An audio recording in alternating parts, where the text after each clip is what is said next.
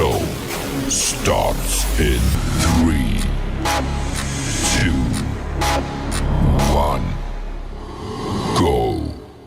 Good morning, CaneSport. It's September 7th, 2021. I'm Gary Ferman, the publisher of CaneSport.com, joined as always by our managing editor, Matt Shodell, as we discuss the news of the day. And Matt, it's a new game week. Appalachian State up on Saturday, and time to turn the page. Might as well follow along the Manny Diaz train and turn the page forward to Appalachian State. But first, before Manny did that, before the team did that, there was some time taken yesterday to thoroughly discuss everything that happened on Saturday up there in Atlanta. And some interesting discussion from Manny Diaz, Rhett Lashley, T-Rob, and all of that's on the site this morning. After processing through all of that, what did you take away from it? I mean, that they put a positive spin on it. I mean, they think they played competitively, that, you know, Rhett Lashley felt like they were aggressive from the start of the game onward, or tried to be.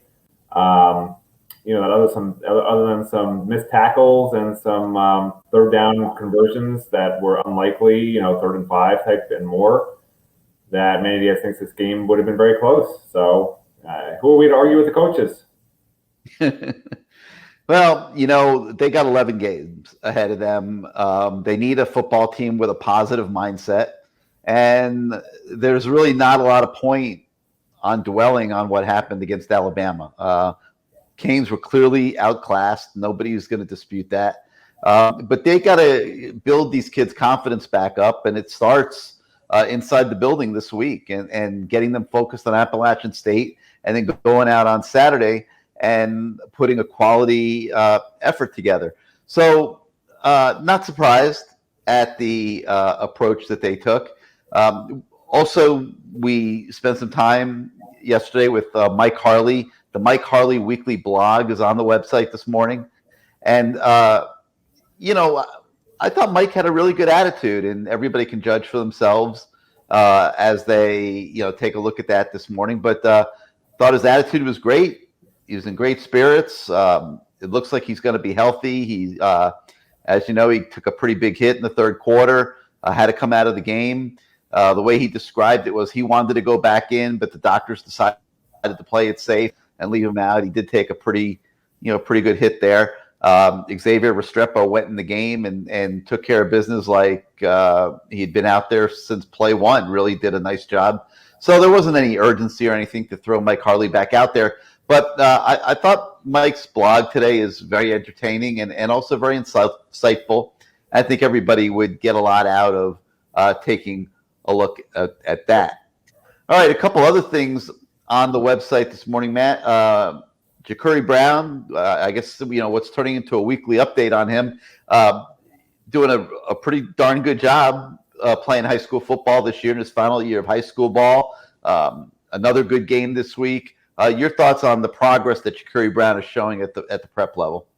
Yeah, I mean, very impressed by what he's been doing as a leader and as a quarterback, with his legs, with his arm. I mean, you know, look, he was at the Alabama game, and you know, he sort of marveled at Alabama's passing game. You know, he said, "Listen, I'm nowhere even close to that." I mean, he recognizes what he needs to do to get better, which is good. I mean, this is sort of what bothers me about some of the Miami things that they say, like how they're close and this and that. Like, there's nothing wrong with saying I'm nowhere near that level. Like, that's what he told me, you know, in terms of, you know, when he's watching Bryce throw passes for Alabama. So, you know, like, that's the sort of thing that I think can help you actually get better, is when you say, geez, look how good they are. Look how far away we are. What do we need to do to get there? Instead of saying, oh, we're pretty close. Like, you know, I don't know if they actually believe that at Miami, but Ja'Cory knows he's nowhere near that level and is working really hard to try and get close to that level. So he's being very realistic about where he's at, regardless of the stats he's putting up. I mean, he's killing it stat-wise, and he still says, I'm nowhere near where I need to be, which is great to hear. Okay, and in addition to Ja'Cory, we also take a look at the other commits in this recruiting class and how they did in their high school games this past weekend. We continue to build the week. Tuesday night, tonight, we have CaneSport Live at 8 o'clock. I hope everybody's able to join us for that. Wednesday night, we have the Lamar Thomas Show. lineup of guests is coming together for that show. Should be another great show this week. I remind you that all of our shows, Good Morning CaneSport, CaneSport Live, the Lamar Thomas Show, are now available on Spotify and through Amazon Music, and you can access it on the Alexa app each day if you have an Alexa device at home. So lots of different ways for you to hopefully enjoy the content that we're bringing to you this season, and it's only just begun. Today, we will have more player news, more discussion about, probably some discussion about Alabama, but also looking forward to Appalachian State and the same tomorrow. So stay tuned all day to the website for breaking news. We did have some breaking news yesterday, Matt. I guess I should mention DJ Scaife has lost his starting position at right guard to Justice Olazuwun. I'm not quite sure how to pronounce the last name. I guess I better study up on that one.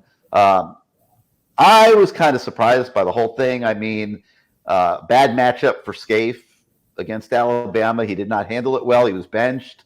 But I guess Coach Justice knows best. But when I watched preseason camp, I did not walk away at any moment in time thinking that Justice – see, I'm just going to use the first name because the last name's too complicated. I never felt Justice was better than DJ. Never. Not one practice, not one viewing period, any of those things. So I was kind of surprised by the benching.